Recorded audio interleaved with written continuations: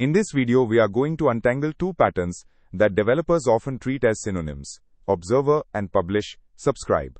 They share the same core motivation, notifying interested parties when something changes, but they solve it in fundamentally different ways, and mixing them up leads to the wrong design for the job. The confusion is understandable because both patterns answer the same question. How does object A tell object B that something happened without A needing to know everything about B? The real distinction is structural.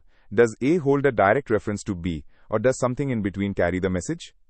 That structural difference has major consequences for coupling, flexibility, and deployment. Think of it this way. In the observer pattern, the subject, like a newsletter editor, personally holds the addresses of every subscriber and sends each one a copy directly. In publish-subscribe, the publisher is like a radio DJ who broadcasts to a transmitter tower, which is the broker. The DJ never knows who is tuned in, and listeners never contact the DJ. The tower handles all the routing. In the classic Gang of Four observer pattern, the participants are the subject, which manages state and holds a list of observers, and the observer interface with its update method that every concrete observer implements. In publish-subscribe, a third participant enters, the event channel, also called a broker or message bus. Publishers send messages to the channel, and subscribers register interest with the channel, never with the publisher directly. Look at the observer half first. Weather station holds a private array of observer objects, and, when set temperature is called, it loops through that array and calls update on each one directly. The subject and every observer are tightly wired together in memory. Now look at the pub sub half. Event channel holds a map from topic strings to arrays of handler functions. A subscriber calls bus.subscribe with a topic name and a callback. It never references the publisher. The publisher calls bus.publish with the same topic name and a payload. It never references any subscriber.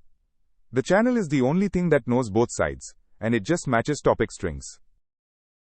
Let's put them side by side. Observer is straightforward. The subject owns the list. You can set a breakpoint and see exactly who gets called. But the subject must hold references to its observers, which creates a compile time dependency and keeps everything synchronous and in process. PubSub removes that dependency entirely. Publisher and subscriber share only a topic string, never a reference, and that decoupling is what enables asynchronous delivery, queuing, and cross-service communication. The trade-off is that the broker adds indirection, making the flow harder to follow in a debugger. The decision comes down to how much coupling you can tolerate. If the subject and its observers are in the same codebase, the same process, and the subject change that triggers the notification is inherently synchronous, use observer. It is simpler and easier to debug. Reach for pub/sub when you need sender-receiver anonymity, topic-based filtering, or when the publisher and subscribers run in separate services or even separate machines. If you find yourself adding a broker inside a single class just to feel decoupled, that is over-engineering.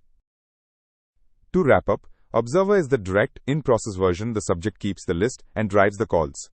Publish-subscribe introduces a broker that owns the routing, giving you full anonymity between sender and receiver, topic-based filtering, and the ability to deliver messages asynchronously across process boundaries.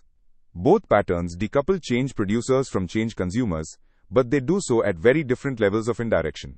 Match the level of indirection to the actual coupling requirements of your system.